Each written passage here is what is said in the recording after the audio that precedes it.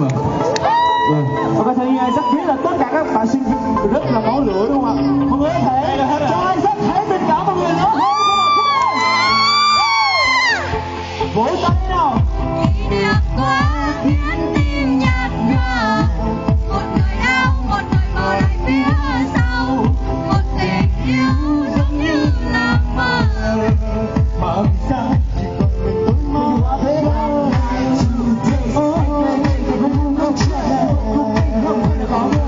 Đã cho thơ mây về ai, có những lúc thở dài, về ai, có lúc thương vương ta không về lại, chưa một ngày tôi là thứ sớm mai. Vì anh có lúc ta phải xa nhau, vì anh biết nước mắt đã hết khi người đi em cười vào tình yêu anh đã cố gắng vẫn giữ.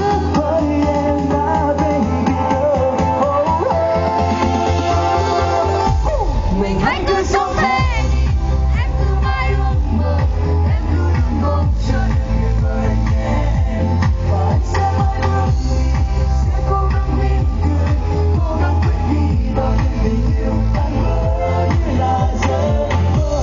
No love, no life, no love, no life. Là rồi anh sẽ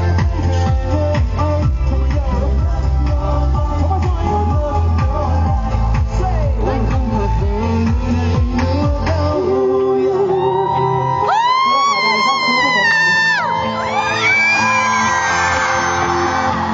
Come on, tay mọi người đâu hết giờ.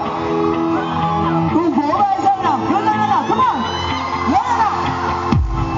kỷ niệm Quá khiến tim nhạt nhòa, Mọi người thế nào? đau một người ngoài phía sau. Bên phải sao? Tình yêu giống như là mơ, mà vì sao tôi mãi chờ. one night to anh nơi đây vẫn luôn mong chờ. Giờ đã cho nhau mây về anh. Có lúc thương vương ta không về lại, chờ một ngày tôi là thứ sớm mai. Có lúc ta phải xa nhau, vì anh biết nước mắt đã hết khi người đi em cười vào tình yêu anh đang cố gắng đã giữ. Hỏi em đã baby girl. Mình hãy cứ sống thế. Em cứ luôn mong chờ tuyệt vời nhé em, và anh sẽ mãi bước đi, cố gắng để mỉm cười, cố gắng quên đi bao nhiêu tình yêu tan vỡ như là giấc mơ. Love, no life, no love, no life. Và rồi anh sẽ quay về nơi ấy. No love, no life. Anh không thuộc về người ngoài, anh biết có lúc ta phải xa nhau, vì anh biết lúc mắt ta hết khi người mỉm cười vào tình Yêu anh đã cố gắng ta giữ. hỏi em phải baby girl. Mình hãy cứ sống thế.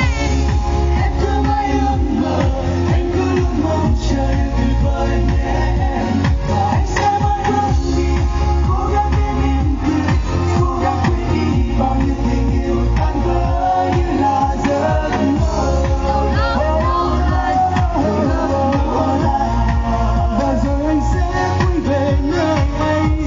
No love, no life, no love, no life. Anh không thuộc về nơi này nữa đâu. No life, no love, no life. Và rồi anh sẽ quay về nơi ấy. No love, no life, no love, no life. Anh không thuộc về nơi này nữa đâu. Cảm ơn các bạn rất là nhiều.